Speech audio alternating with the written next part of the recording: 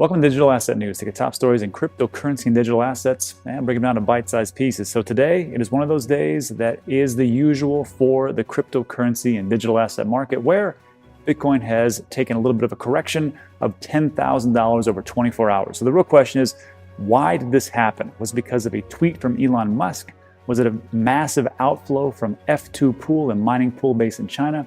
Or was it because of the reopening of the Chinese markets? We're going to take a look at all three scenarios, and I'm going to tell you why it really doesn't matter. And actually, this is great news for dollar cost averagers. On top of that, we'll take a look at the old school entrepreneur.com, where they talked about JP Morgan said that Bitcoin would never go above 40,000, and we leave that in the dust.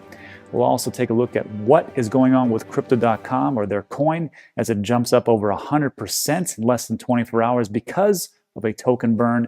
And finally, the CEO of Ledger comes out and has a AMA, which is going to be scheduled for this Friday. And I've always said, it doesn't matter what happened as far as a scandal or a breach, it is all how you handle it. So we'll take a look at all that, but let's take a look at what's going on in the market right now, which is today. So we're looking at, today is February 22nd, 10 a.m. El Paso, Texas time. Not a bad day so far. I mean, as far as weather-wise, not so great for the market.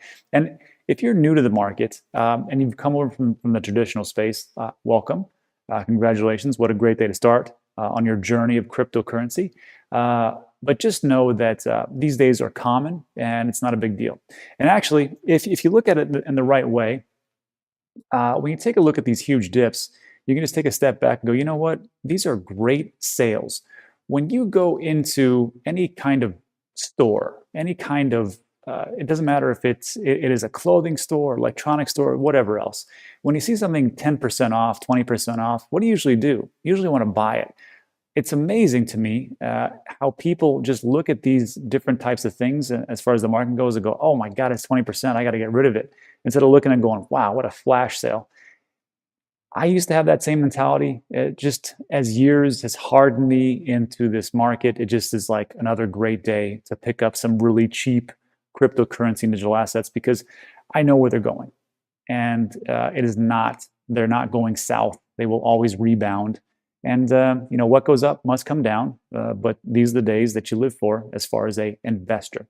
So Bitcoin right now is at 53,000. It looks like it dropped 7%. Hey, not too bad. Ethereum dropped over 10% though. Wow, 1727. And we did a video yesterday, and I talked about how I was concerned about the market. It was very difficult for me to sell. I'll link this at the very end. And I sold some of my Ethereum at $2,000. Now, does this make me Nostradamus and I can predict everything? No, I just got lucky. That's really what it comes down to. I'm just an investor. I'm not a trader. I do a little bit of trading, but it's like 5%, 3 to 5% of my portfolio. I don't like to trade that much. It just doesn't really work out for me. But it is fun, and I'm learning from the guys over there at Market Rebellion, also from Trade the Chain.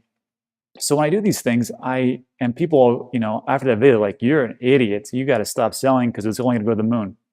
Well, here we are. So you just have to remember that just pick your price points and whatever your goals are, whatever you're comfortable with, because my goals are not your goals. Just take a look at the market as, you know, just opportunities abound, and this is one of those days. Binance coin number 3, it had a massive run, but it's even that retraced 13%. Tether's Tether, nobody cares. Polkadot, still at $35, but it's down. Everything's down, let's just be honest, except for XRP. Congratulations, XRP. This is your day, right? Everything's down. You guys are up 6%. Congratulations. That's amazing. And then everything else is pretty much, you know, just going down, down, down. But there is one.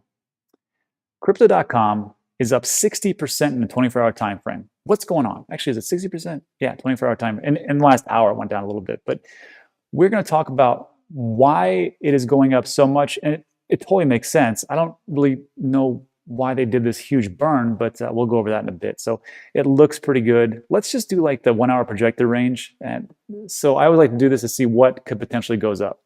LA token, no idea what that is, but apparently it could go up 26%. Or with 90% assurance, it's going to go up 6.85%. And this is from, you know, Trade the Chain, because they do all the different sentiment analysis. Utrust, Bitcoin Gold, I wouldn't touch that, but okay. Engine Coin, that's a good one. I used to actually have Engine Coin. Pretty good for NFTs and gameplay and stuff like that. Tomo Chain, BitTorrent. Oh, my friend George is going to love this. 8% up potentially. So, and then Crypto.com. You never know where that's going to go. So that's what's going on this side. Let's just delve into what is really going on as far as the market. So this was just a screen capture I had over there at CoinGecko, and it just shows you the the veracity or just how amazing these things can dip. And we saw a pretty big dip right here, 58,307 down to 49,116. So not 10,000 exactly, but pretty darn close. Again, if you're in the market, just get used to this. 10% isn't a big deal. 20%, nah. 30%, all right, now we're talking. 40%, I'm listening, and then on you go. So this is not the traditional market space. Some people, in the traditional market, are like, hey, we went up 10% or whatever. I'm like, that's a Tuesday for us. Who cares? So this is just a different space, and no need to worry about it because it's volatile, and 10% swings, not a big deal. 20%, we'll probably see a retracement. We're already up back up to 53,000. So look, you just got to take it with a grain of salt. So what's going on? All right, so we'll talk about it. So Elon Musk said on a tweet, and he just talked about, I'm gonna go this very quickly because it's kind of goofy. Elon Musk said, hey, there might be things might be overvalued as far as the crypto market, but it is less, he said it's less dumb money than fiat. Like, it makes sense. That's the whole story. So, okay, we got that one. And then the second one is, this was from, let me minimize this. Actually, let me blow this up so you can actually see it. I should have done this before. Yeah, this is from friends of the show, George over there at CryptoZaurus, who just hit 104,000 viewers. Congratulations, George over at CryptoZaurus. And he's always got this great data right here from Crypto Quant. And he talks about how there's this huge outflow, which you can see. You can't see my mouse, unfortunately, but it said 1.6 billion worth. And then he talks about how MicroStrategy should gobble it up for these institutions. However, when we take a look at this, we're like, that's a lot of Bitcoin for these miners to dump. And if you don't know F2 Pool, it's one of the 5 big mining pools there based in China. But remember, they're a mining pool, so all the different people, different miners will connect to them, but they have a lot of their rigs right there, I suppose. And they just dumped a ton of Bitcoin on the market, it is kind of odd, especially with what we talked about this weekend, as far as like Michael Saylor said that a lot of these mining pools could just borrow against the Bitcoin that they have and put it on the debt market, and then have this debt for 1, 3, 5 years, and let it ride. But for some reason, whatever the reason is, F2 Pool's like, nope, we want to get rid of this, and they put a ton of it out in the open market. So when people talk to me and they're like, hey, we're not going to see big retracements or something like that. This isn't a big retracement. It's like 7%, 8%. But I still think that we're going to have a bear market at some point. Nothing goes up forever. And just so you know, like these types of things, if people are always saying, well, the institutions are here, never going to go anywhere, never going to sell. Sure. I've heard that song and dance before, and we'll see what happens. I mean, to me, it only makes sense that things will just continue to go up. It made sense to me in 2017, 2018, 2019, 2020. But you have to let the world catch up to you at some point, because a lot of people just don't get it. I mean, heck, even the Motley Fool, who are supposed to be these geniuses for finance, they just like a week ago said, hey, we're going to buy 5 million of Bitcoin at 50 grand. Good job. So, I mean, with all these things that are going on, you just kind of have to take it with a grain of salt and go, all right. I just don't think that that much mass amount of Bitcoin, they can't, there's only so much they can gobble up. And once new people come in, like more retail like us, we might get a little bit scared and start to sell. That's why you're watching this channel. So I'm trying to just alleviate some of those fears and say, this is normal, it's no big deal. Next day, here we come. All right, so we have that part. And then, of course, there's another piece here. Somebody said, I just got a call from my Chinese friend. Looks like drop is due to reopening of the Chinese markets. Just a temporary sell-off, sure. So you take all those 3 things together and you go, well, maybe it's this, or maybe it's this, maybe it's this. But I'm going to ask you a question right now. Who cares? Who cares what it is? I mean, does it really matter? Does it really matter like there was a reason for this or reason for that they sold off? Who cares? All you got to do is just sit back and look at this and go, what does this mean to me? So if you've been in for like more than a month, this isn't a big deal, because you're just like, okay, well, what happened is that it went down. I just told before I did this video, was telling my wife, I go, hey, just so you know, Bitcoin dumped a little bit and it's down 10,000, which means the entire market's down. So please make sure that you buy some crypto. Okay. She's like, okay. And then our big thing is we're not going to buy any more Bitcoin right now. We have our positions. But I told her, don't forget to buy Cardano. Don't forget to buy Voyager, or if you want to do some Polkadot, that type of thing. I go, but just make sure you buy something today. Okay. And that's it. So as a investor, these are the time that you have to live for, and just go, thanks for the gift. I really appreciate it. Now, if you're a trader and you just got wrecked because you're over leveraged and things like that, I can't help you on that one. But hey, there's just more days. That's why I'm not a big trader. I mean, I know there's a lot of people on the channel that love trading. I just can't do it. Just a little crazy for me. I just think, I'll just buy and hold. I'll hit my positions, and then when I want to cash out, I cash out. So again, not a big deal. This is just one of those days. Anyhow, let me know what you think in the comment section, and let's move on to our next piece, which really wasn't a next piece, just actually an add-on. I just want to remind you of all the naysayers out there, especially if you're new. What's the term? Haters gonna hate. Haters gonna hate, right? And this was from JP Morgan. If you've been here for a while, you know that Jamie Dimon was like, I will fire any trader or anybody who's under my employment who deals in Bitcoin or sells and trades Bitcoin. Meanwhile, they were mining it. I think they were secretly buying it too. So, here we are. And JP Morgan, this was like a month ago, they said, Bitcoin will never go above 40,000 again. Just can't really sustain it, right? Experts are funny because experts can only tell you what was. They can't tell you what will be. So when we look at these financial experts in the traditional markets, sure, it makes sense, right? But that's the traditional markets. And again, it's a little bit different. So just remember, when you're seeing all these naysayers and they say it's not going to happen, not going to happen, look at some of the past things they've said, and look at how many times Bitcoin and cryptocurrency digital assets have died. And here we are. So just a little reminder, that's all. And next piece. So the next part here, I thought this was interesting. One of my vet friends sent me this email, goes, hey man, just so you know, this is what's going on with crypto.com, why it's up so much. So thanks, I appreciate it, man. So there's really just two things here. Crypto.com it's doing a lot of good things. It's an exchange. It has an app. People seem to love it. I can't get into it. I don't know. I just don't get into it. But people love it. I mean, people love crypto.com. So what they're doing right now, they have a max token supply for their Crow token, and it's 100 billion.